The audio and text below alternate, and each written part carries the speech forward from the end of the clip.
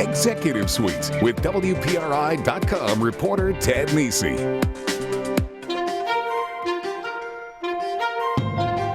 Drive-in movie theaters used to be a summer staple in Rhode Island, with a dozen outdoor cinemas dotting the landscape from Lincoln to Middletown. Today, only one is left, the Rustic Drive-In on Route 146 in North Smithfield. The Rustic's owners say 2012 was the best summer season in their 62 years in business, and they're investing more money to upgrade the facility. This week on Executive Suite, how the Rustic Drive-In survived and thrived. Plus, Providence tech startup 121Nexus just won a federal innovation grant with a little help from U.S. Senator Sheldon Whitehouse, as the company looks to change how drug makers track their products. On the second half of Executive Suite, 121Nexus CEO Foster Sales. Welcome to Executive Suite. I'm Ted Nesi, and you may be watching this on 4th of July week, so I want to wish everyone a very happy holiday. And my guests, perfect for a very special summer week, are Deb Belisle. She's Director of Operations at the parent company of North Smithfield's Rustic Drive-In, and Nicole Pattie. She's the General Manager of the Rustic Drive-In. Deb, Nicole, thanks for joining me. Thank you so much for having us here. We appreciate it. Absolutely. And one of the funny things was, as I told people I was doing the show, I had people who love the Rustic and have been going for years and years, and then I had people who said, I didn't know it was still open. My parents used to take me there. Do you get that a lot? I got that about 5 times already this morning before I came here. Just about every day we hear from people who don't even know it's still open, and it just amazes us.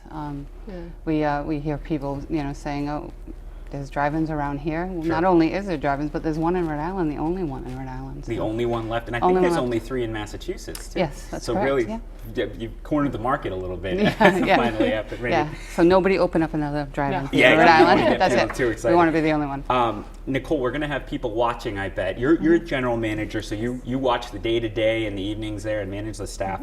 There are going to be people watching who've never been to a drive-in, maybe seen it on old movies or on TV. How does it work? How much do you pay, and how, do you drive straight up to the screen? How does it work to go see a movie at the drive-in? Well, when you come up to our box office, it's $25 for a car. So if you have 2 people or you have 10 in your car, it's still $25. It's the best deal going. And then we direct you to a screen depending on which movie you go to. We say, we're going to screen 1, and then we have staff up on the lot that will direct them to the correct parking spot. On each screen. Each screen is labeled, and then they tune to the radio station for each screen, and that's how they listen to the movie. And people don't have to stay in the car, right? You see people get out in a lawn chair, or no. Most people sit outside of their car. We've had people bring couches and love seats, mattresses in the beds of trucks. We had someone bring truck with a couch and a love seat, and they set it up and they were happy as can be. As long as they're in their spot. Yeah, they're in their spot. That's all we care about. Do whatever you want, your little patch of land. Deb, you manage a number of theaters, and the Rustic is one of them. How's business been this summer and in recent years? Well, it depends on the weather. Obviously today, not too great, but hopefully, throughout the weeks, it starts to dry up. Last year was our best year that we've had because it was so nice and dry the whole summer. Last year was wonderful. The year before that, not so much. So much of your business is dependent on kind of like any seasonal business. Yeah, absolutely. And what do you think is the lingering appeal of the drive-in? We saw so many close, and we're going to talk more about why the Rustic stayed when others didn't. But what do people tell you they like about the drive-in? What do people say that they enjoy about going still? Well, it's fun. They bring the whole family. The kids get to get out and they get to run around. We have a grass area that the kids can play in. We provide frisbees and balls, and you can bring your dog. You bring your dog. We love dogs at the Rustic. We do. We both have dogs, so. And speaking of animals, actually, turkeys can be a problem. I think we actually have a picture that you sometimes end up with turkeys wandering around on the grounds because you are out there in the woods. You can see them right there in North Smithfield. We've seen them just about every day, I think. Yeah, they're about there every day. I think they clean the lot for us. I'm not sure. Do they get scared by the movies? We've never seen them. We've only seen them in the daytime, before noontime, and that's it. So maybe they do their rounds in the North Smithfield area. I don't know. You'd have to charge them maybe. Yeah. There was one that was waiting to watch, and I was like, "Sorry, buddy, I can't put the movie on now." And the turkeys come, but other people come from pretty far away, right? You've had, I think you said you had someone from a different country the other night. Iceland. Yeah. Yes. There was some folks from Iceland the other night that came up. And Nicole, you see night to night. You have people from all over the place. Yeah, we've had had people from Ohio. I had someone drive out to New York on a busy Saturday night, and we squeezed them in. I think there are people that actually, just like ballparks, they have to go to every ballpark in the U.S., and I think there are people that actually want to go to every single drive-in in the country, which is wonderful. And let's talk a little about why the Rustic is still here. Started in 1951. Has your company owned it the whole time, Deb? No, our company purchased it in 2008. So you're a pretty new owner. We are, yeah, we are. And we're trying to, every year we try to do something different, try to make some changes. We've had many challenges, which we'll talk about later. But it opened in 1951, and then in 1986, the Damaris family of Rhode Island purchased it, and they're a wonderful family. They actually built 2 more screens in 1988 and made it a 3-screen that it is today, the family-friendly that it is today. And I will say you skipped the middle part of the Rustic's history. I know it's not something you want to bring up a lot now, but yeah, we get a lot of that history. A key part of the reason the Rustic is still here when a lot of the others didn't is because in the 60s, the ownership switched to adult films, which might shock people who only know it for first-run movies, but that probably helped keep the place going through those years. Sadly, I think it did. The era of the malls came up, and the real estate properties escalated. So a lot of the drive-ins couldn't survive. A lot that are actually out on Route 6 couldn't survive because of that. And luckily, the Rustic wasn't on prime lot area. It's on a hill. It is on 146. This is well traveled, but I think because of the property itself, no one actually purchased it for a mall, and we're not a shopping mart or anything like that. I almost said something else, but and then so they had to look for alternative means for income. Alternative movies came in, and that type of movie unfortunately came in. So, but that is not the kind of movie you show now. And Nicole, actually, Absolutely some people not. might think you're showing old movies, Gone with the Wind or something, but it's a regular cinema, right? Correct. We, just like a regular indoor theater, we open a brand new movie on a Friday night or have sneak previews. We just had a sneak preview of Monsters University last Thursday night, just like all the other theaters do. So. And it's better because you get to see 2 first-run movies. Yeah, you show 2 in a row, right? Yeah, actually this week we have The Heat, which is one of my favorite movies, and White House Down playing together, and they're both just opened up, and they're playing actually together on the same screen, which usually doesn't happen. We usually don't get 2 brand new movies coming out, but I work my magic. That's why they pay you the big bucks, I'm sure. Exactly. All right, we have to take a break. When we come back, we're going to talk about this film reel and why they're not using it starting this season at the Rustic Drive-In, because time marches on. After that, a Providence startup. Stick with us on Executive Suite.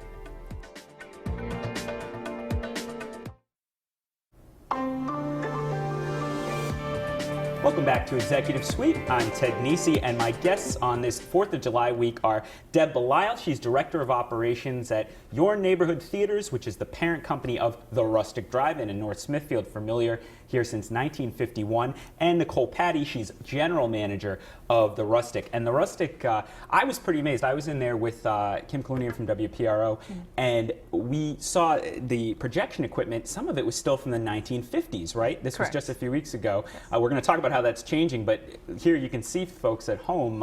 How were you doing film up until now? Up until a couple weeks ago, we were using film just like that. We'd get probably about 6 reels sent to us every week with the movie, and our projectionists would, they would put them together and put them on. It ended up being one. You had to cut it and tape it. It was a real mechanical. And it took a lot of work. I mean, it took a couple hours for one movie to be made up instead of the few minutes we have now. but this is over now, Yes. right? Because you changed over. Explain what's new at the Rustic. What have you changed? All this stuff is gone, right, from that room. Yep.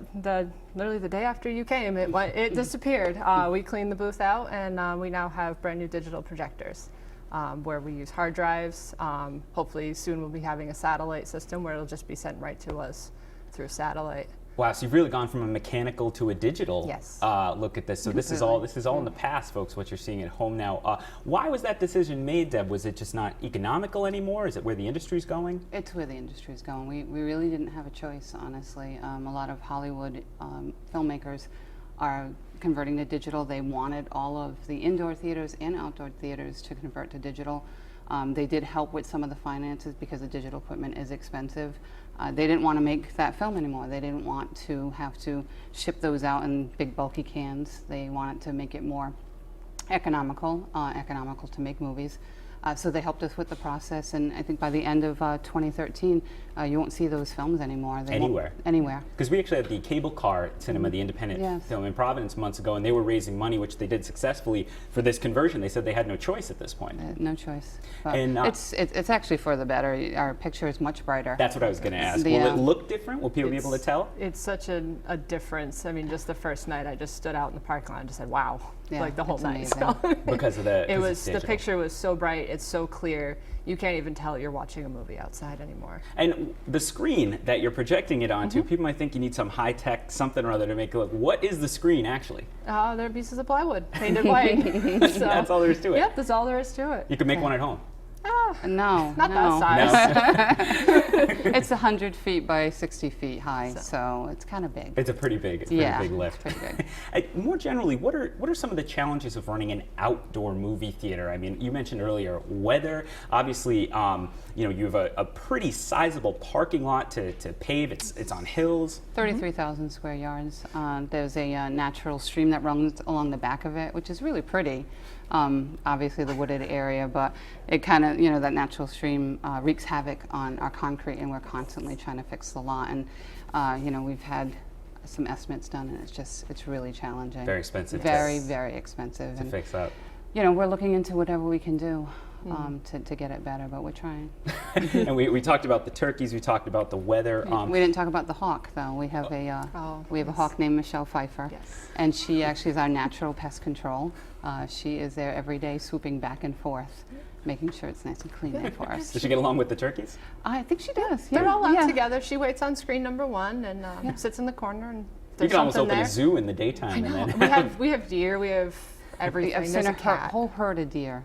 Actually, it's amazing. I was up on top of the screens looking around and making sure everything was nice, and I look over and I saw this beautiful herd there, and I just stood stunned. So one question people have for me, I'll give this one to you, Deb, is the Rustic going to survive? They saw all the other drive-ins close and they worry, is this the last season? Is it going to go away? Is there something that makes drive-ins not work as a business anymore? What would you say to those people? We're not going anywhere. We're gonna stay there for as long as we can. I'm not sure about the other drive-ins and why, but we are putting everything into this drive-in to make sure it's successful, to keep Rhode Island families and Southern New England families, or across the country families, happy when they come to the Rustic, but we're going to stay there for a long time. And I know, Nicole, you wanted to pitch, you have a new rewards program, right, for your familiar customers? Yes, we do. If you go to the box office, when you pull up, you ask our cashier about our rewards program. He or she will hand you a card, and come 9 times and you get the 10th free. So we've already had a couple people already redeem passes. For this season? For this season. We started it last season.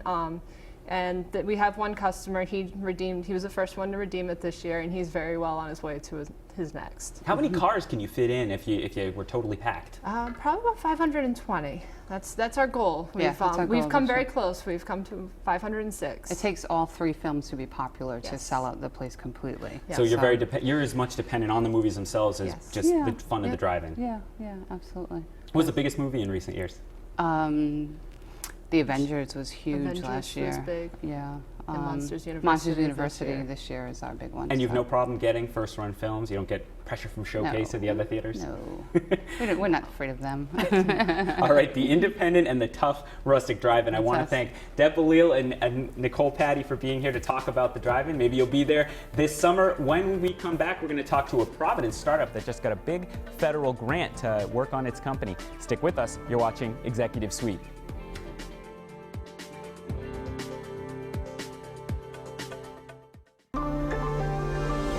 Welcome back to Executive Suite. I'm Ted Nisi, and I want to welcome now Foster Sayers. He's co-founder and CEO of 121Nexus. It's a startup in Providence. I know your actual name on paper is AgileQR, but you do business as 121Nexus. People might see you both ways, but that's the company. So welcome to the show. Thanks for having me. And I guess congratulations are in order. We'll talk about that in a minute. But first, what is 121Nexus for people at home? They hear it sounds like a tech company name. So what do you guys do? 121Nexus generates unique URLs, so unique websites, and we use those to map a one-to-one connection, be that between 2 people or an organization and a person or a company and their product. So So you're talking about if you handed me a business card, there could be something unique directly on it for me? Yes, it would have its own unique website, and then we have web applications that allow you to program the content to be specifically relevant to the recipient that would get that card. And maybe a way to make this concrete for people is you actually got business from the Obama campaign last year. How did they use your technology? They used our technology in the state of Ohio to micro-target content to voters. So if a voter wanted to remain anonymous, they could. They simply shared their preferences about issues. So say the auto industry or fair pay for women, and then we would use our web application, basically a smartphone. You would scan the card, and then you could select the auto industry and fair pay for women and hand it to that voter, and they could remain anonymous but still get content relevant to the issues they cared about. And have specific information tailored to them. Right. So now you're looking at a different application of it. I mentioned at the top it has to do with pharmaceutical companies. What's the idea there? So the idea there is instead of mapping a one-to-one connection between one campaign and one voter, we're actually mapping a one-to-one connection between a pharmaceutical or really any biomedical company between them and one of their individual units of a product. So not just WPRI mugs, but each individual WPRI mug would have its own. It would have its own website, so that way you can store basically an unlimited amount of information, right? Because it's a website, and it also allows you to have dynamic interactions throughout the supply chain. So, a distributor can write something on it, a pharmacy could write something on it, but then the end user, patient, or consumer sees a unified website, and then additionally, it allows you to micro-target recalls in the event that there's something adverse that happened with maybe a batch. You can micro-target just the affected lot. So if you imagine you're a consumer and you hear that children's Tylenol has been recalled, well, how do you know if yours has been affected? With our system, you'd simply scan with your smartphone or enter that URL into a browser, and it would tell you in a very straightforward way if it was safe to use or not. That is pretty cool. And someone else who thinks it's cool is the National Science Foundation, because they just approved you for a $150,000 SBIR grant, Small Business Innovation Research, which people at home might not have heard of. But SBIR, there's been a big push from federal officials in Rhode Island to get more companies applying for it. What's that mean for your company? Well, it means that we don't have to raise more funding. We did close funding for Mayfly Capital, which we can discuss in a moment, but it really helps us, fund and get off the ground. As a small company, capital is scarce, and it really helped us being in Rhode Island, where it was easy to kind of, meet Senator Whitehouse because he doesn't have that many constituents, and he wrote a letter of support for us, and I think that really helped. But especially because it didn't work the first time when you applied, right? No, it didn't. In that case, we were focused on the political application, but in the course of working with Mayfly Capital, identified biomedical track and trace as an area to kind of apply our technology, just recognizing that 2013 was not a big year for elections, and we needed to do something to kind of keep the company going.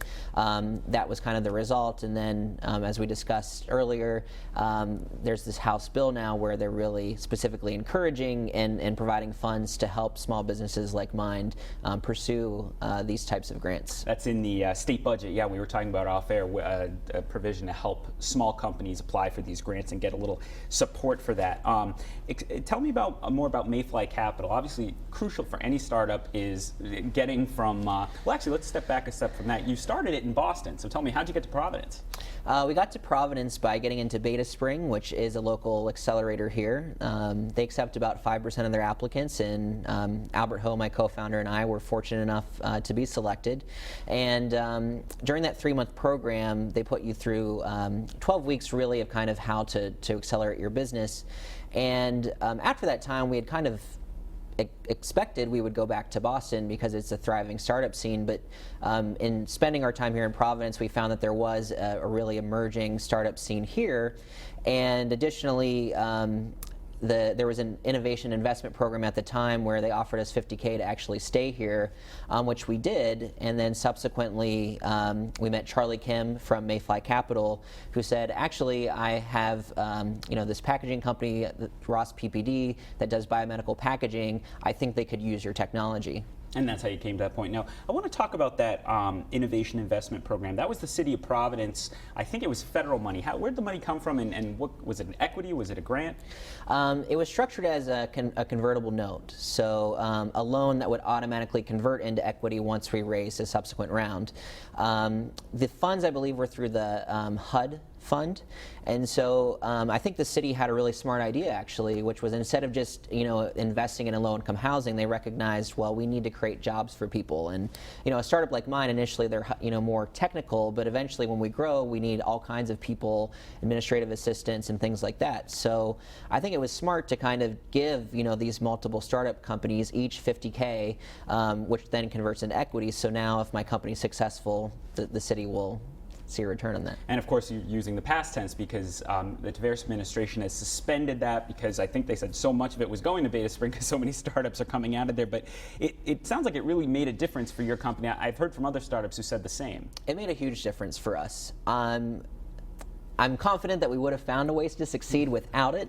But I can tell you that even though it doesn't seem like a lot of money probably to most people, but $50K for a startup is a lot. And it really helped us basically survive long enough to where we could hire interns. We have another 5 interns this summer, but last year we had 4 full-time and 2 part-time. And that allowed us to really build out the product that ultimately got used by the Obama campaign, which was the critical validation point that we needed when we met Mayfly Capital and they had the confidence to invest in us because they saw that we could execute on a project at the presidential level. And they invested significantly more than $50,000, right? They invested $500,000. Yeah, which is pretty good. So a return on investment there. I'm curious. You're in Providence, as you've seen the startup scene here. What else do you think Rhode Island and Providence could do to make it a welcoming place for startups? And what's being done now that you see that's working? I think Beta Spring itself is working in the communities that they're growing here. What really makes it work is the mentor network. So I think if there are people here in the state of Rhode Island that aren't currently active in that mentor network and think they have something to add, then it would be great because it really helps startups like mine to be in a state like Rhode Island where everyone you meet, like, oh, I know a guy, and then they put you in touch with someone. And so when you have kind of a short window to execute on a project, it's really very helpful to be able to quickly make connections and quickly get your idea in front of the kinds of people who will give you that really valuable and important feedback so that you can build a product that will ultimately be useful. 20 seconds left. You're getting that money from the National Science Foundation. What's next? What's next is we're going to prove out the research for that grant in the space of pharmaceuticals, and at the same time, working with our partner Ross PPD, are looking to leverage this for medical devices as well, as it can be used for their track and trace as the FDA is about to mandate unique device identification. All right, well, we're going to keep an eye on you. AgileQR doing business as 121Nexus, getting a National Science Foundation grant. So I thank you for joining me, Foster, and I want to thank Deborah Belisle and Nicole Pattie on the first half for joining me to talk about the Rustic Drive-In. And thank you for watching Executive Suite. You can catch us every week on MyRI TV or online at WPRI.com. A happy holiday week to everyone out there. Enjoy your summer.